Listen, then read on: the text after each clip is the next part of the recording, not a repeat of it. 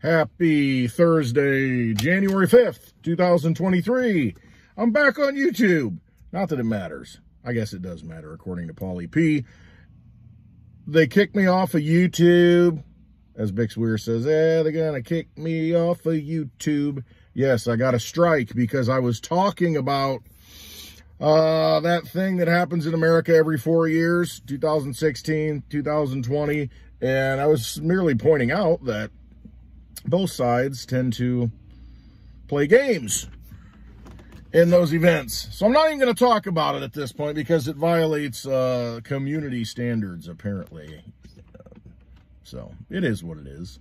You realize you're on a platform that is owned and controlled, and you use it for what you want. You know, it's their ball game at this point, and you just realize what the rules are and you play within it. There's a way to get your message out no matter what. So anyway, it is, like I said, January 5th, 2023, and we do not have a Speaker of the House. It's the business of America cannot continue.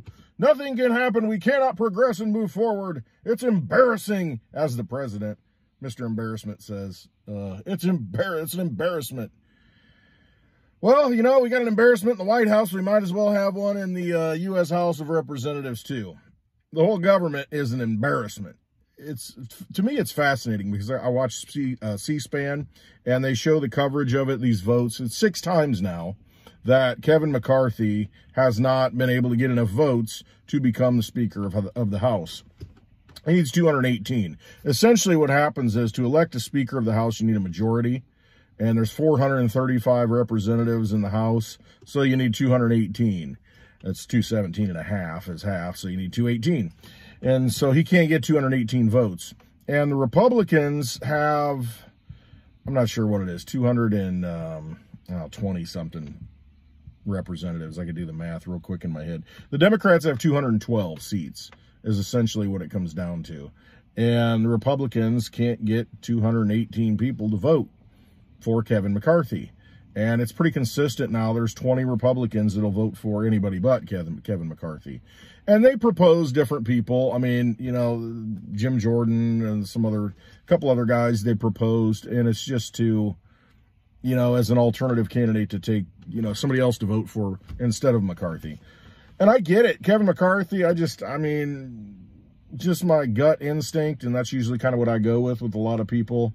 He just looks establishment. He looks like a slime ball sellout, just like the rest of them. I mean, he just does, and he'll play the game well, in that leadership role. But look at Mitch McConnell, and you had Pelosi before McCarthy. I mean, these people, they play that leadership. Schumer, they're leaders in the Congress, and you know, but it's like, are they not fighting for America?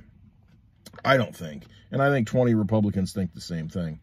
Sean Hannity having a meltdown last night.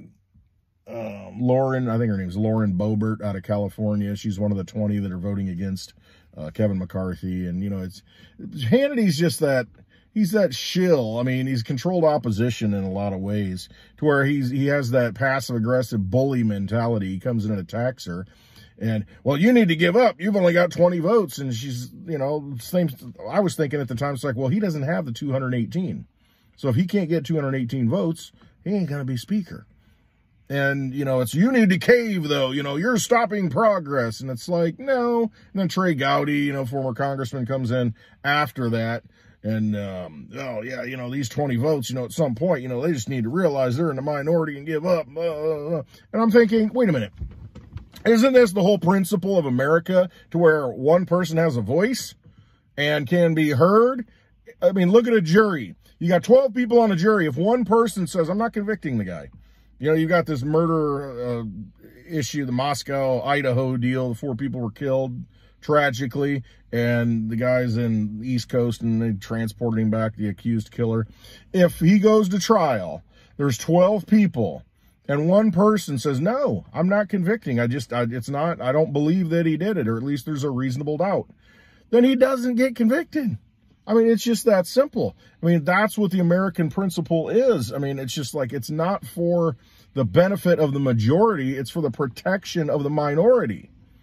I mean, we all have rights. Every person matters.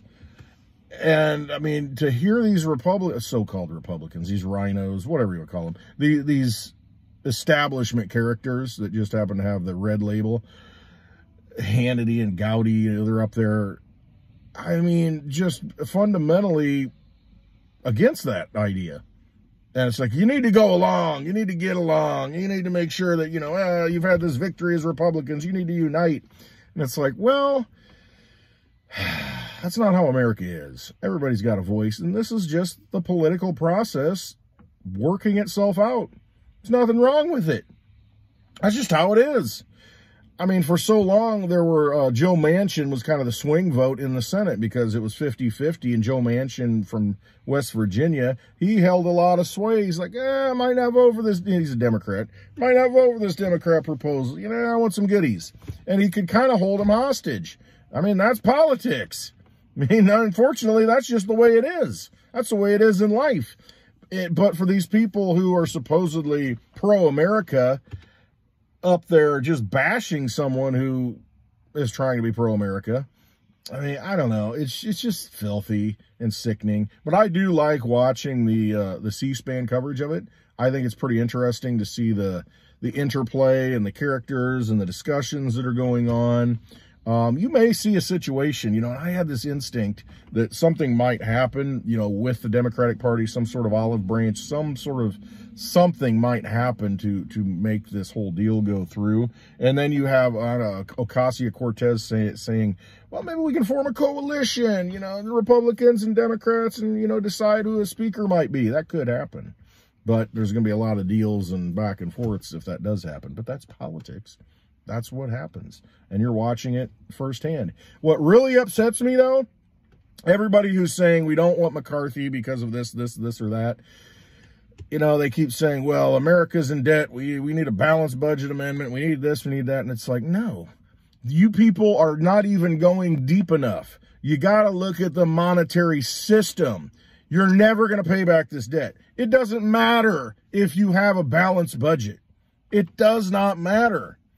At this point, it's too late in the game. I mean, you've got, well, how many trillions of dollars? 20, 30 trillion dollars of debt? Doesn't matter. The government's got to service all that interest at this point. It's a flawed system that's debt-based. It's got all this interest attached to it. That's the fundamental thing that these guys need to talk about, that the monetary system is broken. It is a debt-based system that we're outsourcing to a private entity called the Federal Reserve, and it doesn't get fixed until we abolish that and start creating money out of the Treasury. That's it. And you can create it interest-free. You just create it. That's it. Done. Yeah, it's inflationary, but if you had a cap, an inflation cap, or if you just based it on a fixed supply of money, that's all you got to do. And a lot of people had a gold standard, a silver standard. The problem is that's not fixed because you can get more gold, you know, more silver can be, you know, mined out. But if you had, and this is where cryptocurrency comes in, because you can codify it, you can make it code, and it is what it is, and that's it. You can define it, and then the blockchain handles it. All the computers that are running that code handle it. It can be a decentralized form of money. But that's not how it is. They lose control at that point, and they can't make deals. And you got to live within your means, and that's just how it is. And so they don't want to do that. But watch the wrangling as it goes forward and realize they're all vying for a piece of the pie.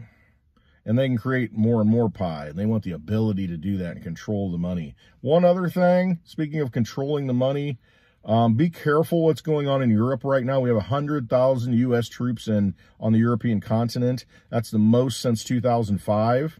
We have 4,000 troops in Romania from the 101st Airborne Division. That is the first time since World War II we've had the 101st Airborne Division, Army Airborne Division in Europe. That tells me something. You're right on the border of Ukraine. They're just training for exercises with a war for Russia, with NATO troops. They want a war with Russia at all costs. They're going to do it. We got to make sure that they don't call them out on it, because that's all they want to do is start some wider war. And they're putting the troops in place. They're going to make it happen one way or another. And it could be, oh my gosh, you know, a Russian missile hit the U.S., you know, 101st Airborne Division. Oh, we were going to war. Look for a false flag. When they get desperate, that's what they're going to do. And you know what? I don't care if we have a Speaker of the House for a month. You know, at least they're not passing bills that damage America. At least they're on hold right now. Why couldn't we have had this kind of gridlock in December when they shoved through all those trillions of dollars? Nah, they had to get that done. When Congress isn't at work, I think America's better. So there you go. All right. I love y'all. Hope you have a wonderful day. Always trust yourself. I made the video now before I go into the dentist because when I come out, probably won't be able to speak. I'll be like, I just saw a Seinfeld episode with Kramer. He went to the dentist and they thought he was mentally ill and Mel Torme and sang for him and all this. Anyway, Seinfeld. Hope you have a wonderful day. Trust yourselves in all this. You know, there's a lot of garbage coming down the pipeline. There's a lot of things that have happened in the new year already. Don't be deceived by the media, you know, and what the narrative is. And I think a lot of people are breaking through it because, you know, you look inside, use your instincts and discernment. You know the truth, so you trust yourself. All right. Have a wonderful day. Love you all.